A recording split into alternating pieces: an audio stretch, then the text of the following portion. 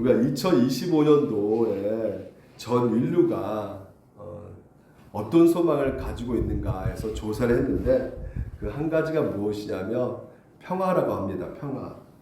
이 마음의 평화. 그만큼 이 마음의 평화가 없기 때문에 그런 소망을 갖고 있는 것이겠죠. 그래서 이 전 세계 여러 언론들이 이 모든 평화에 굉장히 관심을 가지고 있다고 합니다. 그래서 전세적으로 볼 때 가장 평화롭지 않은 나라가 있죠. 물론 이제 나라들마다 이렇게 여러 가지 분열도 있고 분쟁이 있지만 지금 우크라이나의 전쟁 있지 않습니까? 아직도 끝나지 않았습니다. 우크라이나 전쟁 무려 지금 100만 명의 어떤 사상자와 부상자가 생겨났다고 합니다. 매주마다 1만 명이 되는 이 사람들이 최전방에서 사망하거나 부상을 당한다고 해요. 그만큼 이 엄청난 많은 피해와 엄청난 많은 아픔과 고통이 있음을 우리가 볼 수가 있는 것이죠. 우리가 멀리 이렇게 이 땅 가운데 있지만 우크라이나 전쟁이 먼 얘기처럼 이렇게 들리지만요, 실제로 그렇지가 않습니다. 우리 경제 물가가 오른 것도요, 그 전쟁 때문에 우리가 물가가 오르고 있는 것이고요. 기름값도 지금 현재 올라가고 있어서 굉장히 우리가 힘든 생활을 지금 현재 우리가 보내고 있는 거예요. 그러니까 밀접한 관계가 있다는 것이죠. 그래서 문제를 해결해야 된다는 것이죠. 그래서 세상의 모든 전문가들이 있지 않습니까? 그래서 많은 외교나 정치나 경제 전문가들이요, 분석을 해놓고 그리고 거기다 해답을 이렇게 내놓지만요, 그 나름대로 어느 정도 일리도 있고 분석해 보면 정말 이렇게 하면 좀 평화가 올 수 있을 것 같다라고 이렇게 내놓는 그 자료들을 보면 그럴 수도 있겠다 생각하지만 실제로 보게 되면 그렇지 않는 것을 우리가 보게 된다는 것이죠. 왜 그럴까? 이 전쟁의 문제는요, 단순한 어떤 기술적인 해법으로 해결되는 문제가 아니라는 것이죠. 왜냐하면 인간의 마음에 관한 것이기 때문에 그렇다는 것이에요. 제가 칼럼 중에 아주 재미난 칼럼을 이제 인터넷에서 봤는데요. 보니까 러시아 미국 대사 중에 마이클 베프라는 전 대사가 이 푸틴하고 오랫동안 같이 관계를 맺던 사람인데, 이 사람이 뭐라고 말했냐면 푸틴 대통령 30 넘게 지켜보고 들어왔는데 그는 변했다는 것이에요. 그래서 푸틴 대통령이 현시가 완전히 동떨어진 것으로 보인다는 것이죠. 그래서 그가 권력이 점점 이렇게 커져 가니까요. 독재를 너무나 오랫동안 했지 않습니까, 푸틴이. 그러니까 무소불위의 수준으로 확대되자 전반적 성격이 완전히 왜곡되어서 오만 증후군에 빠졌다는 거예요. 이게 질병이라고 합니다. 오만 증후군. 이 오만 증후군이 뭔가 해서 찾아봤더니 이렇게 돼 있어요. 오만 증후의 증상은 자기 도축증, 나르시즘이죠. 과대망상, 판단력이 저하되고요. 옳게 분석하고 판단할 수가 없게 되는 것이죠. 그래서 위험 인지 능력이 감소한다는 것이에요. 그러니까 두려움이 없는 것이죠. 이게 위험하고 경고되어진 상태인데도 불구하고 불안감을 못 느낀다는 거예요. 그래서 타인을 오히려 더 경멸하게 되고요. 개인의 이해관계를 국가 이해관계와 구분하지 못하는 이 상태에 빠지게 된다고 합니다.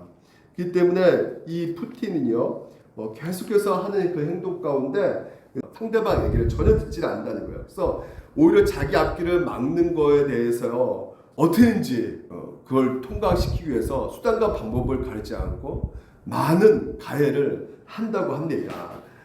그래서 이 미국 국가정보부 국장은요, 푸틴은 뭐라고 하냐면 한마디로 미쳤다, 정신 나간 사람이다 라고 이게 표현을 한다는 것이에요. 그래서 우리가 여러 가지 푸틴에게 좀 심리 상담을 받아라, 정신적 치료를 받아라 이렇게 말한다고 해도 그 사람이 받겠습니까? 예, 받지를 않는다는 것이죠. 오히려 그 마음 가운데 어떤 생각을 할 수 있을까요? 예, 엉뚱한 행동을 할 수가 있는 것이죠. 다시 말해서 내가 한번 버튼 한번 눌러가지고 한번 핵전자 한번 일으켜봐. 나 오늘 한번 큰 사고 한번 터뜨려봐. 그래서 만약에 핵전자 버튼 누른다면요, 이 세상 모든 것들이 다 끝나버릴 수가 있게 되는 것이죠. 이 푸틴의 이런 마음, 이런 상태가 너무나 중요하다는 것이죠. 그러니까 어떤 기술적인 해결책이 아니라 이 사람의 마음의 문제라는 것입니다.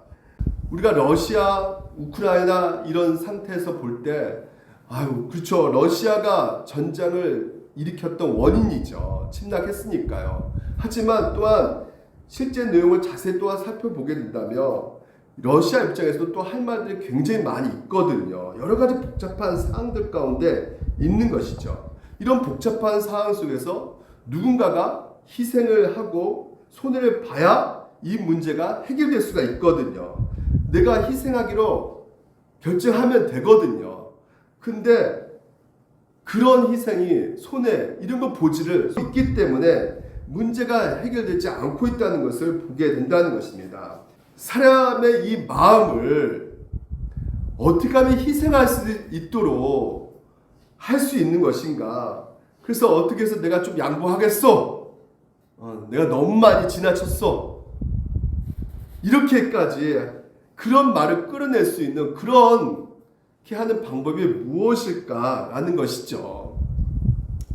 로이드 조스 목사님이요.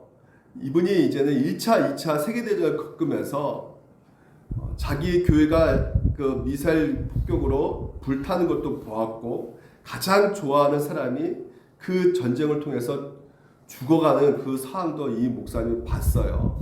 그래서 이 모든 것을 체험하고 나서 말하고 있는 것이 뭐냐면 이웃을 향해 주먹을 휘두르게 하거나 이웃을 향해서 사나운 말로 쏘아붙이게 하는 그 미움이 똑같이 행복을 만들게 하는 이유가 된다는 것이죠. 그러니까 이 모든 과정을 겪으면서 이 무시무시한 전쟁 가운데 우리가 핵전쟁을 굉장히 두려워하잖아요. 근데 이런 것들이 그 원인이 될 수밖에 없는 것이 바로 뭐냐? 인간의 마음이라는 것이에요. 인간의 이 마음이 결론적으로 핵전쟁, 핵미사일 만드는 것과 동일하게 이 마음에서 나오는 인간의 그 적대감, 그 미움이 결국은 사람을 고통을 주고 아픔을 주고 해를 끼치게 된다는 것이죠. 그래서 모든 문제의 근원이 어디 있느냐? 인간의 그 마음에 있다는 것이에요.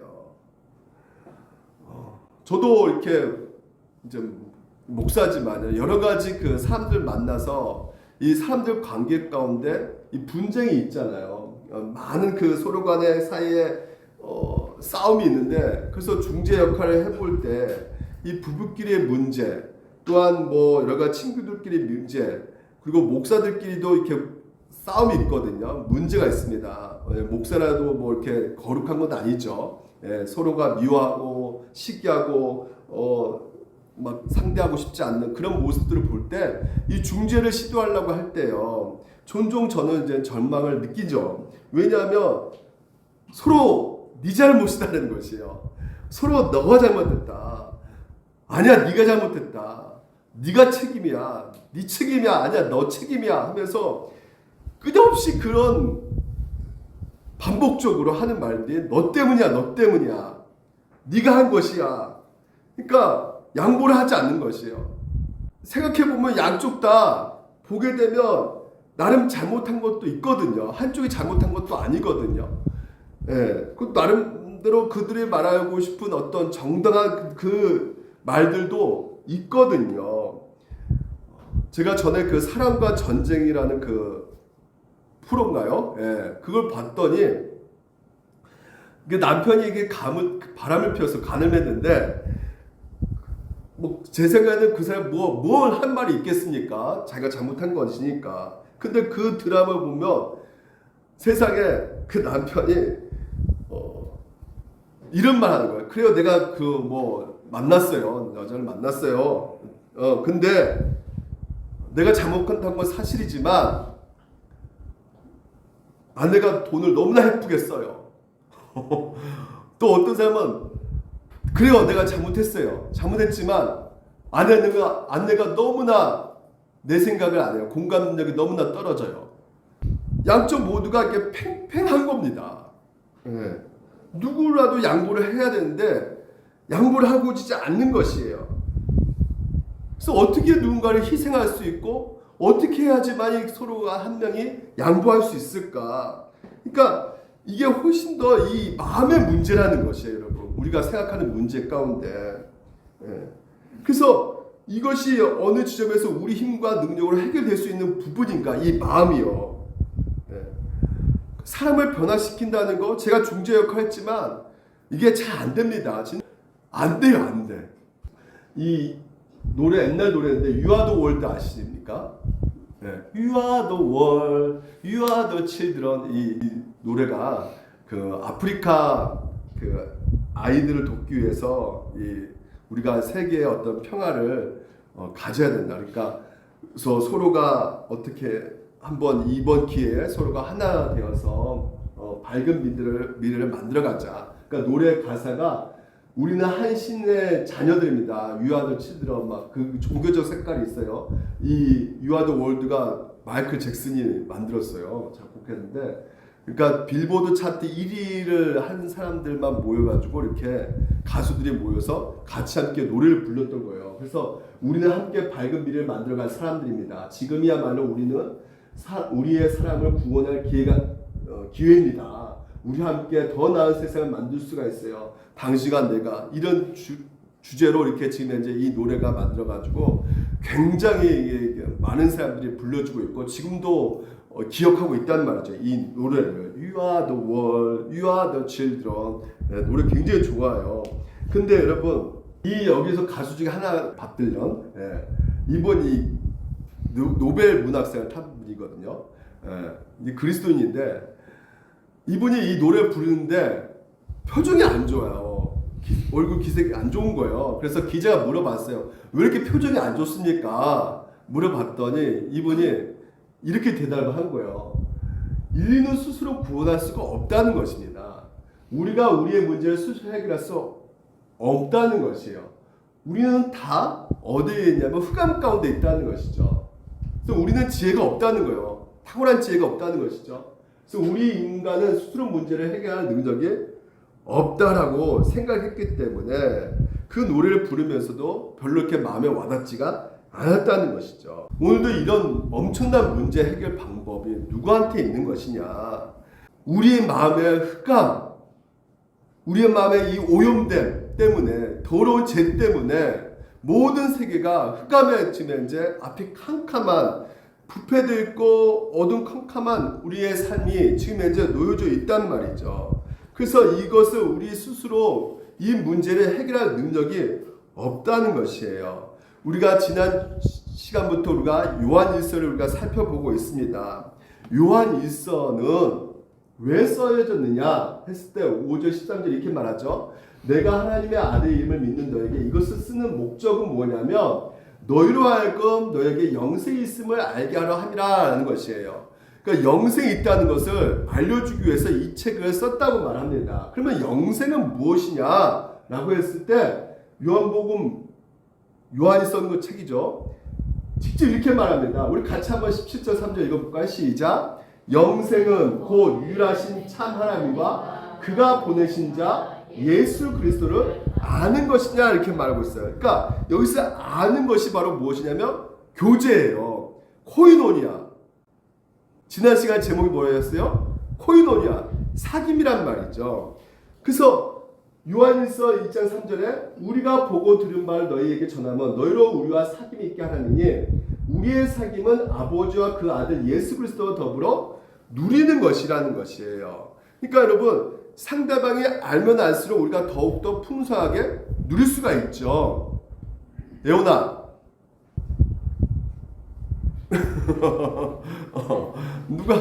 누가 같이 있으면 더 행복해? 특히 네 있는 마음을 얘기해봐. 그냥 그대로 고개를 돌리고 있어요. 그러니까 최은현 사모를 더 어떻게 해요? 있으면 행복해요. 왜 그럴까요? 어렸을 때 더 많은 관계를 맺었기 때문에 저보다는 더욱더 풍성한 그 관계를 맺었고 최은현 사모를 더 많이 잘 알고 있기 때문에 더 기쁨과 행복감을 누릴 수가 있게 되는 것이에요. 마찬가지입니다. 오늘도 우리 신앙생활에 왜 기쁨이 없는가? 근본적 이유는 다른 데 있는 것이 아니에요. 어디 있다고요? 바로 예수 그리스도의 누림이란 말이죠. 그 교제 가운데 있으면 우리가 행복해질 수가 있는 것이죠. 그래서 하나님이 누구시냐 했을 때 우리가 보고 들은 바를 너에게 전함은 너희로 우리와 사귐이 있게 하람이니. 우리가 보고 들은 바 누구십니까? 이 땅에 예수님이 오셨단 말이에요. 그 예수님이 누구시라는 것이에요? 하나님이시라는 것이죠. 우리가 보고 들었단 말이에요. 예수님이 이 땅에 인간 몸으로 우리 가운데 나타나셨다는 것이죠. 그래서 우리가 예수님을 우리가 알 때 우리가 더욱더 기쁨과 행복감을 누릴 수가 있게 되는 것인데, 오늘 여러분 같이 볼 때, 자, 예수님이 누구시냐? 기쁨을 충만하게 하기 위해서 오늘 우리 가운데 예수님에 대해서 알려주고 있어요. 뭐라 말하면 그분이 뭐라고요? 빛이시라는 것이에요. 그러니까 예수님 누구시냐 할 때 하나님은 빛이시라 이렇게 말씀하고 있거든요. 오늘 여러분과 같이 세 가지를 잠깐 살펴보겠는데, 그러면 빛이라는데 이 빛의 의미가 무엇인가 라는 것에 대해 살펴보고요. 이 빛의 역할은 무엇인가, 그리고 오늘도 우리 가운데 어떻게 적용해 나갈 것인가를 우리가 살펴볼 텐데, 제가 빨리 진행하도록 할게요. 자, 먼저 예수님은 빛이신데요. 이 빛의 의미가 무엇일까? 우리가 보면요, 요한일서에 보게 되면 예수님을 빛이라고 말하고 있고요. 또한 뭐라 말하면 이렇게 말하고 있죠. 사랑하지 않은 자는 하나님을 알지 못하니 이는 하나님은 사랑이심이라 그랬죠. 그러니까 사랑이시라는 것이에요. 보통 우리가 사랑에 풍성하신 분이시지, 예수님이 빛이 많으신 분이시지 이렇게 표현할 텐데, 그냥 예수님 하나님은 그냥 사랑이시다, 그냥 빛이시다 이렇게 말씀하고 있다는 것이죠. 뭘 말해주고 있는 것입니까? 그분의 존재 자체가 사랑이라는 것이에요. 그분의 그 존재 자체가 빛이라는 것을 우리에게 알려주고 있는 것입니다. 다시 말해서 완전하고요, 무한한 사랑 자체이시고 동시에 완전하고 무한 빛 자체라고 오늘 성경에서는 말해주고 있는 것이에요. 그러면 이 빛의 그 의미 가운데 오늘 우리에게 확실하게 올 수 있는 것은 무엇이냐면, 빛이라는 것은 물리적인 어떤 빛도 뜻하겠지만 환하게 비추잖아요. 근데 오늘 이것은 사람에게 쓰고 있단 말이에요. 이 빛을요. 그럼 빛이 무엇입니까? 어떤 면에서 이 빛 때문에 밝히 볼 수가 있게 되는 것이죠. 빛이 없으면 분명하게 볼 수가 없어요. 빛이 있어야지만 제대로 우리가 볼 수가 있는 것이에요. 그러면 오늘도 우리의 마음, 우리의 형편, 우리의 모든 것을 정확하게 어떻게 알 수가 있느냐? 빛을 비춰주셔야 되는데 그 빛 대신 그분이 무엇으로 오셨어요? 말씀이라는 것이죠. 그래서 말씀의 빛이 세상의 모든 근원적인 것들 있지 않습니까? 신이 누구냐? 그리고 이 세상은 어디서 왔고 이 우주는 무엇이고 오늘도 그 우주를 만드신 분이 있다면 그 만드신 목적이 무엇인가? 그렇다면 오늘도 우리가 그 분에 의해서 만들어졌다면 내 삶에 그러면 그 사는 목적이 무엇이고 그 의미가 무엇인가? 영원한 구원, 영원한 복, 여기에 대해서 그 전에는 어둠 가운데 있지만 빛이신 예수님께서 오늘도 그 말씀으로 오셔서 우리 가운데 확실히 비춰주셔서 우리가 알 수가 있다는 것이죠. 그래서 예수님께서 뭐라고 합니까? 같이 한번 읽어볼까요? 시작. 예수께서 또 말씀하실 때 나는 세상의 빛이니 라고 말하고 있어요. 예수님의 그 자체가 뭐예요? 진리라는 것이에요. 진리는 여러 개가 될 수가 있어요? 없어요? 없습니다. 진리는 딱 하나예요. 한 가지밖에 없어요. 그래서 나를 따르는 자는 어둠에 다니지 않게 된다는 것이에요. 예수님이 길이고 진리고 생명이기 때문에 예수님만이 답이 된다는 것이죠. 오늘도 우리가 해결할 수 없는 그 모든 문제가 우리의 눈앞에 보이지만 진정한 답은 어디서 찾아야 될 것인가? 해답은 바로 예수라는 것이에요. 그래서 너희는 세상에 마태복음 산산수훈 가운데 빛이라고 말씀하고 있어요. 예수 그리스도를 믿는 자를 뭐라고 하냐면 너희들이 바로 세상의 빛이다. 아무나 빛이라고 말하지 않고 예수 그리스도를 믿고 따르는 자, 너희들이 바로 예수가 바로 머리가 되셔서 예수님이 오늘도 우리 가운데 통치하시고 다스리고 계시기 때문에 그분의 가르침이 오늘도 여러분을 통해서 역사하고 있기 때문에 여러분이 뭐라고요? 빛이라고 말씀하고 있는 것이죠. 그래서 여러분, 이 빛 가운데 거하는 자들에게는요, 보십시오. 요한 6절에 보게 되면, 만일 우리가 하나님과 사귐이 있다 하고 어둠에 행하면, 다시 말해서 빛이신 예수 그리스도 우리가 그 말씀 안에 거하지 않으면 어떻게 될까요? 어둠에 행할 수밖에 없다는 것이에요. 다시 말해서 오늘도 분명히 말하고 있죠. 진리를 행하지 아니함이거니와 이렇게 말하고 있어요. 그러니까 진리가 뭐라고요? 예수 그리스도라는 것이죠. 그러니까 빛이신 예수님은 오늘 우리 가운데 뭘 말해주고 있습니까? 바로 이 빛이 진리라는 것이에요. 빛이 바로 뭐라고요? 진리라는 것입니다. 그것을 바로 말해주고 있는 것이에요, 우리에게. 그래서 우리가 그에게서 듣고 너에게 전한 소식은 이것이니 곧 하나님의 빛이시라. 그분에게는 어둠이 있다 없다? 전혀 없다는 것이에요. 조금도 없다는 것이죠. 그래서 우리가 어둠이 없기 때문에 누구로 앞에 나가야 되는 것입니까? 예수 그리스도께로 나가야 된다는 것이에요. 예수 그리스도께로 나가지 않으면 우리는 영적인 어둠에 있을 수밖에 없다는 것입니다. 그래서 오늘도 여러분, 우리가 이렇게 환한 공간에 있잖아요. 그렇죠? 근데 만약에 우리가 어떤 깜깜한 방에 들어간다면 거기에 조명도 없고 그냥 캄캄한 방이라 그런다면요, 우리가 그 어떤 것도 어떻게 볼 수가 있습니까? 없습니까? 전혀 없다는 것이죠. 우리의 모습도 볼 수가 없는 거예요. 그러니까 우리가 완전히 영적인 어둠에 거할 때는요, 우리 자신을 제대로 보지를 못한다는 것이죠. 그러니까 우리 자신을 몰라요. 어떤 사람인지. 자기의 어떤 문제가 있고 내가 어떤 상태에 있는지를 모릅니다. 그래서 오늘 8절 말씀에 이렇게 말하고 있어요. 만일 우리가 죄가 없다고 말하면 어떤 상태입니까? 어둠의 상태인 사람들은 뭐라 말해요? 내가 뭐가 문제야? 나 아무런 문제 없어. 나 죄 없어. 괜찮아 나는. 그렇게 생각을 하게 된다는 것이죠. 그래서 빛 대신 예수 그리스도께 나가서 우리 실상을 보라는 것이에요. 그가 빛 가운데 계신 것 같이 우리도 빛 가운데 행하며 우리가 서로 사귀는 그 아들 예수 피가 우리를 모든 죄에서 깨끗게 하실 것이요. 오늘 우리가 빛 가운데 거하게 되면 어떻게 된다는 것이에요? 그분과 사귐 있게 되고 예수 그리스도 피가 우리의 모든 죄를 깨끗게 하시게 된다는 것이에요. 왜 그렇게 된다는 것일까요?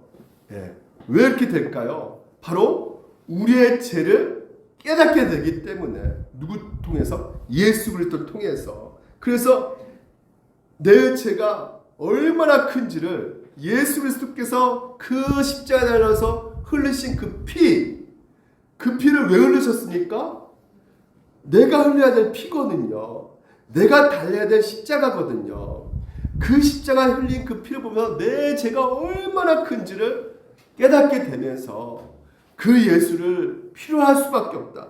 예수 그리스도를 볼 수밖에 없고 붙잡을 수밖에 없다라는 생각 가운데 우리가 회개하게 되는 것이고요. 그래서 그 모든 하나님의 은혜가 오늘도 우리를 어떻게 한다는 것이요? 깨끗게 하신다는 것입니다. 다시 말해서 오늘 우리의 문제는 우리 스스로 노력으로 되는 것이 아니라는 것이죠. 예수 그리스도께서 깨끗게 하실 것이요, 예수님이 하셔야 되는 일이라는 것이에요. 만일 우리가 우리 죄를 자백하면 그는 미쁘시고 의로우사 우리 죄를 사하시며 우리를 어떻게 해요? 모든 불의에서 깨끗게 하실 것이요. 예수 그리스도가 깨끗게 하신다는 것이에요. 진리의 빛이 비춰 주셔가지고요, 오늘도 우리의 상태를 보게 한다는 것이죠. 그래서 내가 얼마나 죄인이라는 것을 알게 하셔서 누굴 바라보게 할 수밖에 없는 것이에요? 예수 그리스도라는 것이에요. 예수 그리스도께 나아갈 수밖에 없게끔 하신다는 것이죠. 그래서 빛의 역할은 무엇이냐? 오늘도 우리의 아까 서두에 말씀드렸죠. 우리 안에 모든 문제는 마음의 문제라는 것이에요, 여러분. 입에서 나온 것들이 마음에서 나오는 이것이야말로 사람을 더럽게 하느니라. 마음에서 나오는 것은 악한 생각과 살인과 가늠과 음란과 도둑질과 건증과 비방이니 이런 것들이 사람을 더럽게 한다는 것이에요. 다시 말해서 이 마음의 이 죄가요. 오늘 우리 가운데 가득 차 있는 상태에서 오늘 우리에게 필요한 것은 무엇입니까? 바로 그 역할 가운데 예수 그리스도인 거야. 만약 우리가 범죄하지 않았다면 하나님을 거짓말한 이로 만드는 것이니 또한 그의 말씀이 우리 속에 있지 아니하리라. 나 괜찮은데요? 나 죄가 없는데요? 아니라니까요. 우리 마음 가운데 더러운 것이 가득 차 있다니까요. 다시 말해서 오늘도 우리가 말씀 안에 거하게 되면 뭘 볼 수밖에 없다는 것이에요? 우리 안에 이 마음의 상태, 이 영적인 상태를 볼 수밖에 없게 된다는 것이죠. 우리가 복음을 듣게 되면 창조, 타락, 구원, 우리가 얼마나 타락됐고 오염됐는지를 알게 된단 말이죠. 그래서 빛 가운데 계신 것 같이 우리도 빛 가운데 행하면 우리가 서로 상이 있고 그 아들 예수의 피가 우리의 모든 죄에서 깨끗게 하실 것이요. 우리의 마음을 이 더러운 마음, 이 마음 가운데 늘상 흘러나오는 이 죄의 폐수를 누가 깨끗게 하시냐? 예수밖에 없다는 거예요. 이 세상에 돌아가는 모든 문제들, 전쟁, 분쟁, 분열, 싸움, 오늘 우리가 보여주고 있는 그 모든 그 고통들은 해결책은 누구밖에 없냐? 바로 예수 그리스도란 말이에요. 아, 그럼 목사님, 내 안에 이렇게 더러운 모습이 나오는데 내가 이렇게 죄를 버리지 못하고 늘상 이렇게 제 마음 가운데 있는데 저는 구원받는 자 맞습니까? 천국 가는 거 맞습니까? 우리 안에 이렇게 쓰레기가 계속해서 나오잖아요. 우리 집에 보면 쓰레기 나오죠. 계속. 오늘 우리가 이 안에 이 죄가요. 늘상 나오는 이 쓰레기 똑같은 거예요. 그래서 우리가 죄책감에 사로잡힐 때가 굉장히 많거든요. 아, 나도 이렇게 죄덩어리인데 내가 정말 구원받을 수 있을까? 내가 천국 갈 수 있을까? 우리의 구원의 색깔을 다시 한번 점검해 보기를 원합니다. 죄 없는 의인, 그렇죠? 이 사람은 구원받는 거죠. 죄가 없으니까 의인한 말이에요. 구원 100%예요. 죄는 뭐예요? 구원받을 수 있습니까? 없습니까? 없죠. 왜? 죄가 있기 때문에 천국에 거할 수가 없어요. 천국은 죄가 있는 곳이 아니에요. 죄가 없는 사람만 갈 수가 있는 거예요. 그러니까 죄는 어떤 상태입니까? 바로 내가 예수를 믿기 전에 어떤 상태였어요? 하나님을 모르는 상태가 바로 뭡니까? 죄인이에요. 오늘 우리의 구원의 색깔 보게 되면 그 예수 만나기 전에는 시꺼맸어요. 어두웠단 말이에요. 어두웠던 우리를 어떻게 하신 것입니까? 예수 그리스도를 보내주셨단 말이죠. 그래서 우리를 어떻게 하신 거예요? 용서받게 하신 것이죠. 죄 없는 의인은 어떤 색깔이냐면 하얀색이에요. 그러니까 의인이라고 하는 자체가 전제가 뭐냐면 죄가 없다는 것인데 오늘 여러분 우리는 뭐예요? 용서받는 죄인이라는 것이죠. 그러면 아직까지는 내가 용서받는 자인데 여전히 뭐가 나와요? 쓰레기가 계속해서 배출하고 있단 말이죠. 그렇다면 여러분 용서받았기 때문에 하얀색입니까? 여전히 계속 쓰레기가 나오고 있으니까 내가 검정색입니까? 대부분 우리 신앙생활 가운데 여전히 이 더러운 것들이 계속 나오니까 미움, 시기, 질투 이게 나오니까 우리 상태를 어떻게 생각하냐면 검정색 죄인이라 생각을 한단 말이죠. 저 상태를 생각을 많이 했는데 그래서 어때요? 죄책감에 빠질 경우가 우리가 너무나 심각하게 많이 있는 것이죠. 그래서 특히나 구원파들이 이 구원파가요 뭐라 말하냐면 우리는 죄 없는 의인이다. 그 죄를 없는 의인이기 때문에 완전히 우리는 하얀색이다. 그러니까 하얀색이니까 회개할 필요가 있다 없다? 없다는 것이에요. 왜? 과거 현재 미래까지 다 용서해 주셨는데 하나님께서 내가 뭐하러 회개해? 내가 회개한다는 건 여전히 내가 죄를 짓고 있다는 건데, 그럼 나 여전히 죄를 짓고 있는 상태에서 내가 천국 갈 수 있어? 나 지옥 갈 수밖에 없는 것인데, 그래서 회개할 필요가 없다는 것이에요. 죄를 짓는 순간마다 부정적인 생각하지 말고 죄책감에 빠지지 말고 그냥 네 생각을 계속 바꿔 깨달아 하면서 너 죄 없다고 생각해? 죄 없다고 생각해? 죄를 짓는데 또 불구하고 죄 없다 생각하는 거예요. 근데 오늘 성경에서 뭐라 말합니까? 만일 우리가 우리 죄를 자백하면이에요. 다시 말해서 뭡니까? 예수를 믿어도 뭘 짓는다는 거예요? 그렇죠. 죄를 짓는 존재라는 것이에요. 죄를 짓고는 하나님 아버지 앞에 나갈 수가 없죠. 근데 오늘 사도 요한은 우리가 죄를 짓는 존재라는 그것이요, 오늘도 하나님의 그 사귐에 있어서 막을 수 있다 없다? 없다는 것입니다. 그 죄를 해결할 수 있는 길이 오늘 우리 가운데 열려져 있다는 것이에요. 그게 뭐라고요? 자백하면, 우리가 회개하면 하나님 아버지 앞에 언제든지 우리가 담대히 나아갈 수가 있게 된다는 것이죠. 그 불의에서 우리를 깨끗게 해주신다는 것이에요. 그래서 오늘 여러분이 누구냐? 용서받는 죄인이라는 것이에요. 죄 없는 의인이 아니에요. 우리는 뭐요? 죄가 있지만 용서받는 죄인이기 때문에 여러분 상태는 어떤 상태냐? 깨끗한 하얀색이다. 믿으십니까?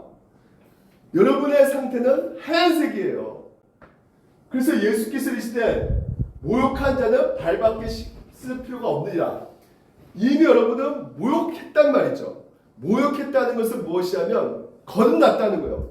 이제는 여러분이 예수에서 말미암아 새로운 피조물이 되었어요. 중생했어요. 모욕을 다 했어요. 모욕했기 때문에 발을 어떻게 해요? 발만 씻으면 돼요. 발 왜 씻을까요? 모욕했지만 깨끗하지만 나가면 어떻게 해요? 발에 먼지가 붙죠. 네? 죄를 짓잖아요. 그럴 때마다 어떻게 하는 겁니까? 하나님 아버지 앞에 자백하면, 회개하면 하나님께서 우리 어떻게 해요? 언제든지 만나주시고 오늘도 우리를 불의해서 건져내신다는 것이에요. 인터넷 했다니까요. 우리 집이 더 이상 뭐요? 인터넷 할 필요가 없어요. 이미 다 고쳤단 말이죠. 하지만 자잘한 어떤 문제가 생길 때마다 어떻게 해요? 수시로 고쳐지면 되는 것이죠. 오늘 우리가 신분적 구원, 이미 여러분은 하나님 앞에 의로움을 받게 되었어요. 하지만 여전히 뭡니까? 죄를 지어요. 그렇기 때문에 하나님께서는 오늘도 우리에게 구원을 이루라고 말씀하고 계세요. 다시 말해서 죄하고의 싸움이 여러분 가운데 놓여져 있게 된 것이죠. 죄하고 계속 싸우고 있다 해서 나 죄 또 지었어 나는. 나는 구원이 없는가 봐. 나는 천국 못 가는가 봐. 그게 아니라는 것이에요. 왜? 이미 미래적으로 하나님께서는 우리 가운데 천국 예배 놓고 계신단 말이죠. 오늘 천국 누가 갈 수가 있느냐? 바로 뭐예요? 늘 성화, 하나님 아버지 앞에 나아가 하나님 나 이렇게 넘어졌어요. 또 쓰러졌어요. 도와주세요. 이런 자가 뭐예요? 바로 하나님의 그 하나님 나라를 약속하고 계신다는 것이죠. 이미 누구든지 그리스도 안에 있으면 새로운 피조물이라. 이전 것은 지나갔으니 뭐라고요? 보라, 이미 이게 현재 완료예요. 여러분이 이제는 하나님의 백성, 천국 백성이 되었다는 말이에요. 그런데 여러분, 회개라는 것은 많은 생각하는 가운데 우리는 이렇게 생각을 해요. 어쩔 때는 은혜 받을 때는 목사님 설교 듣고 은혜 받을 때는 내 구원의 색깔이 하얀데 어쩔 때는 막 그냥 시험 들고 넘어지고 막 의심 날 때도 있고 속상할 때도 있고 내 기도 응답이 안 될 때는 내 마음이 검정색이란 말이에요. 내가 진짜 구원받은 건 맞아? 왜 나한테 이렇게 하시지? 그러니까 어쩔 때는 흰색했다가 어쩔 때는 검정색했다가 우리의 마음이 그렇지가 않다는 것이에요. 오늘 여러분 우리에게 하나님께서 주신 가장 큰 축복이 뭐냐면 자백이에요. 회개예요. 오늘 빛의 역할이 뭐냐면 여러분은 어떻게 하시는 것입니까? 자백하게 만든단 말이에요. 여러분의 죄를 보게 하셨단 말이죠. 그래서 회개라는 것은 이겁니다. 이게 누구예요? 굉장히 인상이 안 좋죠. 하지만 얼굴 보면 어떻게 해요? 그도 깨끗해요. 근데 뭐가 있어요? 뭐가 있어요? 점이 이렇게 있단 말이에요. 점이 10개 이렇게 있어요. 점이. 우리가 죄를 지으면 내가 흰색이었는데 검정색이 되는 것이 아니라 뭐가 생기는 거예요? 점이 하나씩 생기는 거라고요. 이 점은 어떻게 됩니까? 점은 말마구 시장에서 2,000원인가 3,000원인가 합니다. 점 빼면 되는 거예요. 점 빼는 게 뭐라다? 따라서 점 빼는 게 회개다. 네. 점 빼는 거예요. 네. 다 깨끗하잖아요. 점만 있는 거잖아요. 그래도 더럽다 이렇게 생각할 수 있겠지만 그래도 깨끗하고 점이 있는 거거든요. 10개 있어도 점 빼는 거라고요. 점 빼는 게 바로 뭐다? 자백하는 것이다.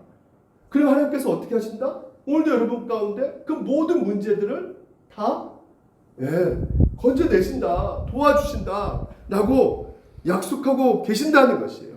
그래서 여러분 죄에 대해서 민감하다고 하는 것은 전제가 무엇이냐? 검정색이라는 것이 전제가 아니라는 것이에요. 오늘 여러분 우리는 나는 검정색이야. 나는 왜 여전히 내가 죄를 짓고 있기 때문에 이런 검정색 가운데는 나는 구원 못 받아 이렇게 생각할 수 있겠지만 우리가 생각해야 될 것은 검정색이 아니라 하얀색을 생각해야 된다는 것이에요. 내가 하얀색이 되었다는 것이 전제이기 때문이다. 신앙의 정체성이나 영적인 자존감이라 하는 것은 검정색에서 출발하는 것이 아니고요. 이미 여러분이 어떻게 됐어요? 검정색에서 흰색으로 염색을 했단 말이에요. 그래서 죽을 때까지 하얀색 바탕이라는 것을 우리 마음 가운데 늘 갖고 살아야 된다는 것이에요. 다행히 뭐라고요? 하얀색입니다. 너가 죄를 지어도 하얀색이란 말이야. 이 속에도 뭐야? 죄를 지어도 바탕이 뭐야? 하얀색이라는 거야. 이걸 여러분은 늘 이게 신앙생활 가운데 제일 중요합니다. 나는 누구다? 하얀색이다. 용서받는 죄인이라는 거예요. 그래서 쓰레기를 어떻게 해요? 점을 빼면 되는 거예요. 점 빼면 되는 거예요. 이게 빛의 역할이라는 것이죠. 오늘도 왜? 이것이 바로 오늘도 여러분 가운데 영적인 회복과 영적인 기쁨이 넘쳐나니까 이걸 통해서 여러분이 다시 한번 활력을 얻을 수 있고 새 힘을 얻을 수가 있기 때문에 하나님은 여러분을 위해서 이거 버리라는 거예요. 집에 더러운 쓰레기 있으면 어떻습니까? 쓰레기 많으면 어때요? 제 방도 쓰레기가 많은데 들어가고 싶지 않아요. 막. 그래서 거실에 깨끗한 데 있고 싶어요. 막. 너무나 지저분한 더러운 거 힘들다는 거죠. 우리 영적 상태가. 그래서 하나님께서 어떻게 하기를 원하세요? 버리기를 원하세요. 그래서 오늘 여러분 용서할 수 있는 근거는 무엇이다? 우리가 죄를 자백하며 그는 미쁘시고 뭐라고 해요? 왜 하나님께서 자비로우시죠 용서해 주셨으니까 이렇게 표현할 텐데 의로우사 이렇게 표현했을까요? 바로 여러분 우리가 죄와 저주로 말미암아 영원한 형벌을 빠질 수밖에 없고 완전 지옥의 감옥에 갇힐 수밖에 없는 그 상태에 있었는데 하나님께서 예수를 이 땅에 보내주셔서 그분이 어떻게 해요? 우리가 받아야 될 그 모든 진노와 저주와 심판을 대신 받으셨기 때문에 하나님의 그 의로움, 공의로운 자, 의로운 자만 어디 갈 수 있어요? 하나님나라에 갈 수 있기 때문에 오늘 하나님께서는 그 예수 그리스도를 말미암아 그 공의가 만족이 되셨다는 것이에요. 그래서 하나님께서 의로우사 이 의로우심 때문에 그 근거로 오늘도 우리를 불의해서 깨끗하게 해주신다고 약속을 해주고 계신다는 것이죠. 그래서 여러분 오늘도 여러분의 삶이 이제 적용점입니다. 빛 가운데 해가 나는 거예요. 왜 세상은 이렇게 싸우고 아까도 제가 서두에 말했죠. 네 잘못이야. 너 때문이야. 아니야 네 때문이야.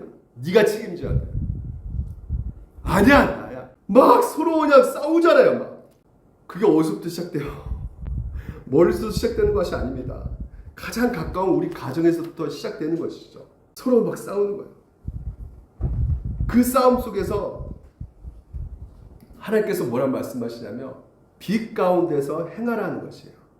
너희들이 하나님의 그 놀라운 용서를 받은 것을 알고 있으며, 그래 나는 이미 하나님께 용서 받았으니까 나는 끝이야, 나 천국 가면 끝이야, 이런 생각하지 말고 어떻게 해요? 빛 가운데서 행하라는 거예요. 너희들이 누군가에게 잘못을 저질렀다면 하나님 아버지 앞에 잘못을 말하고 또 그 상대방에 가서, 내가 범한 사람에게 가서 어떻게 해요? 그렇죠. 잘못을 인정하고 용서를 구하라는 것입니다. 그게 빛 가운데 행하는 것이에요. 하나님께서 우리 가운데 그렇게 행하셨기 때문에. 또 뭡니까? 우리가 또한 하나님이 하셨기 때문에 어떻게 해야 돼요? 용서를 하셔야 된다는 것이에요. 인류의 문제의 가장 큰 이유가 바로 이런 마음의 문제라 했죠.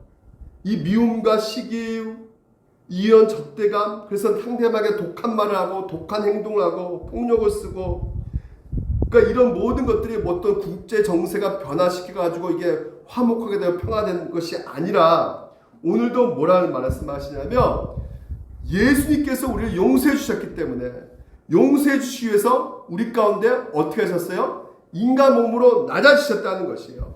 그래서 모든 불화의 문제는 바로 우리가 낮아졌다는 생각을 안 하고 있기 때문에. 아담과 하와가 죄를 짓고 하나님이 되려고 했어요. 그러니까 하나님이 되려고 한다는 것은 내 스스로 내 인생 내가 결칙해서 내 힘으로 살아보겠다는 거거든요. 그래서 온통 관심은 나밖에 없는 거예요. 그래서 기꺼이 손해보려고 하는 거, 뭐 기꺼이 내가 뭐 희생하는 거, 이런 거 없단 말이죠. 인간이라는 그 자체가. 그런 거 필요 없다는 거예요. 오히려 내가 더 많은 것을 취해야 된다는 것이죠. 그래서 모든 관계의 문제가, 여러분, 우리는 생각할 때는 아유, 내 주변에 이런 문제 때문에 내가 이 모양 이 꼴이야, 내가 부모라도 좀 좋은 부모 만나면 내가 이렇게 살지 않을 텐데, 내가 만날 친구가 좀 괜찮으면 내가 이렇게 안 사는 건데, 내가 저런 인간들 만나가지고 내 인생 이꼬라지다 자꾸만 외부에서 찾으려고 하지만, 오늘 성경에서 뭐란 말하냐면 네 마음이라는 거예요.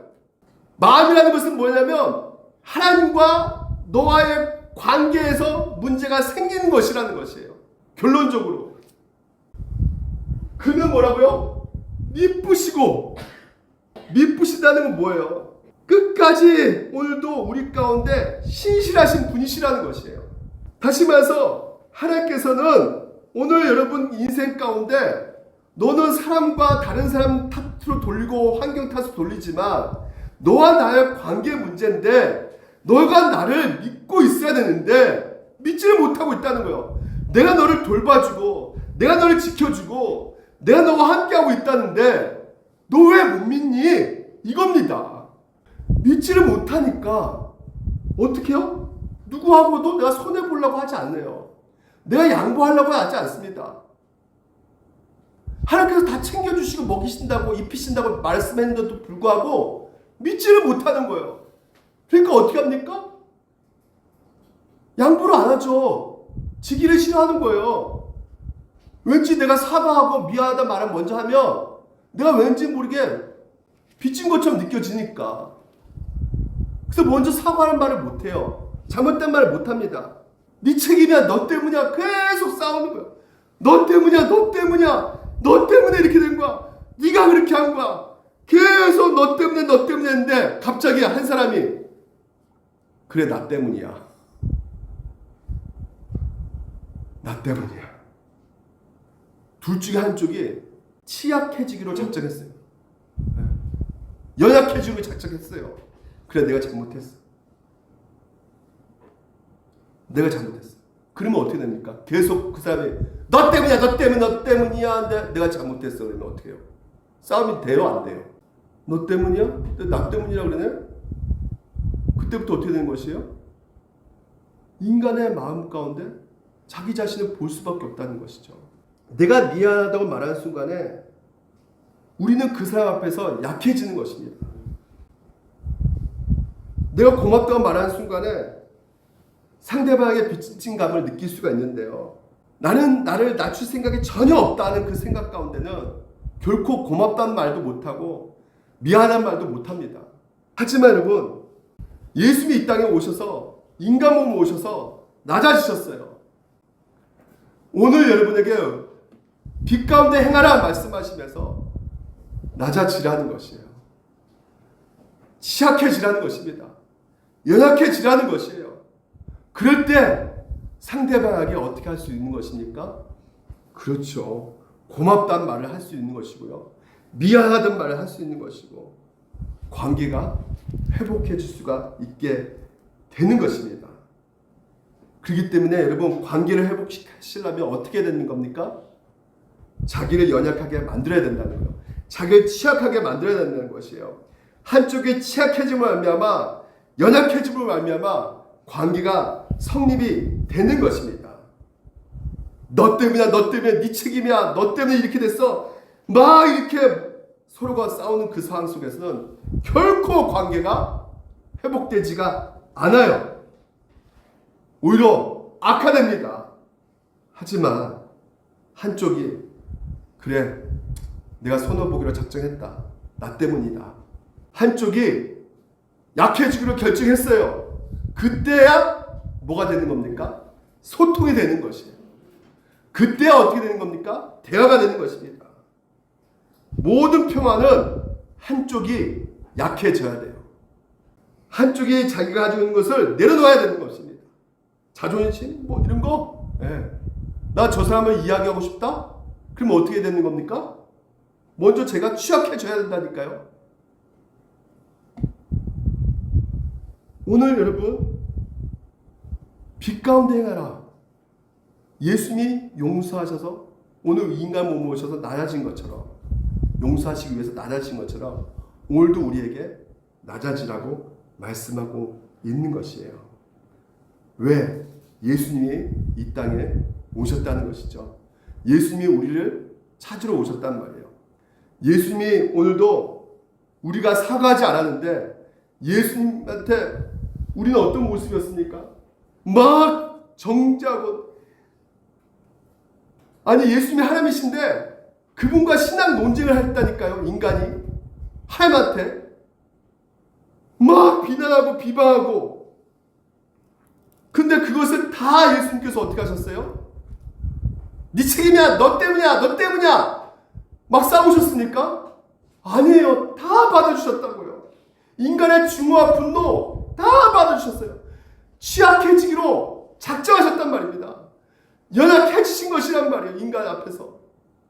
그래서 오늘 심지어 우리가 받을 진노, 심판 모조리 다 예수님께서 받으신 것이란 말이에요.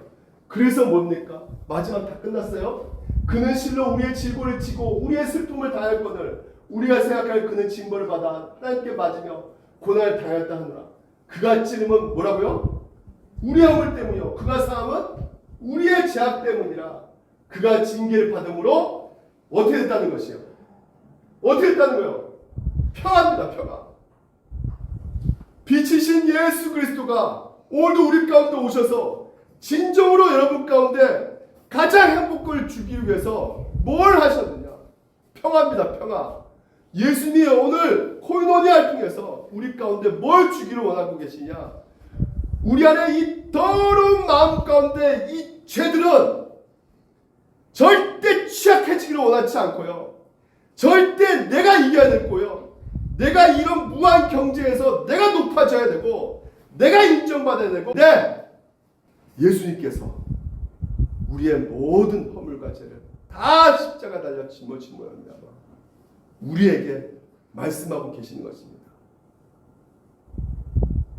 너희가 당하는 그 모든 고통 내가 당했으니까 예수 그리스도를 바라봄으로 너희도 싸우지 말고 취약해져.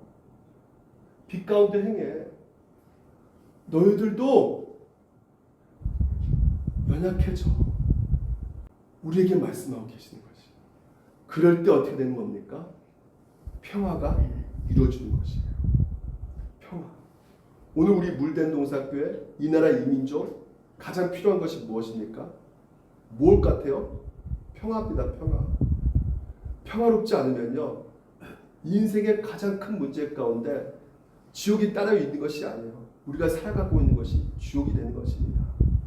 오늘 이 시간 우리가 낮춰지기를 원합니다. 낮춤으로 말미암아 베풀 수가 있어요. 낮춤으로 말미암아 화해할 수 있고, 우리가 취약해져야지만이 상대방에게 오늘도 우리가 가까이 갈 수가 있습니다. 예수님께서 그 스스로 낮추신 것처럼 여러분도 한 주 동안 낮추는 삶을 사시기를 주님 이름으로 축원드립니다. 기도하겠습니다.